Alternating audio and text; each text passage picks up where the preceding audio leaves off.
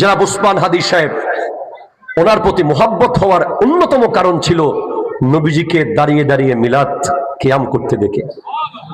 বাকি অবশ্য উনি দেশপ্রেমিক, দেশের পক্ষে কথা বলেছেন যুবকদের আইডল।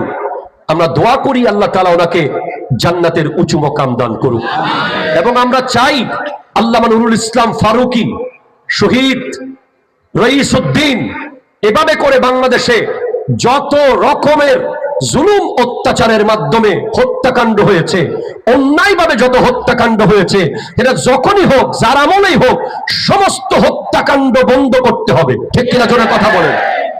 সরকারের আরো বেশি দায়িত্ববান হওয়া উচিত, এবং এই দেশকে আল্লাহর ওলির এই কদম ধন্য এই বাংলাদেশকে শান্ত করে দেওয়া উচিত। আল্লাহর ওলিরা এখনো পর্যন্ত নীরব আছে।